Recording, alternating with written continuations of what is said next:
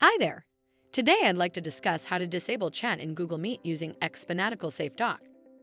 The chat feature in Google Meet can be a valuable tool for communication during virtual lessons. However, in educational settings, it often becomes a source of distraction.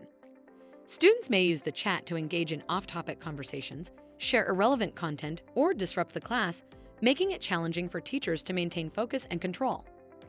Disabling the chat feature can help create a more focused and controlled virtual learning environment.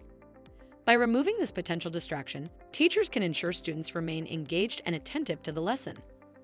This is where xFanatical Safe Dock comes to the rescue. Safe Dock is designed to support effective classroom management, enabling teachers to deliver lessons seamlessly without worrying about disruptions caused by chat-related distractions. Setting it up is a breeze. Go to Chrome Web Store page, search for Safe Dock, then click Add to Chrome to add this extension. Once it is installed, by selecting the Enable Meet Chat Off command policy and setting the value to True, you can disable chat in Google Meet easily. To know more, please visit xfanatical.com.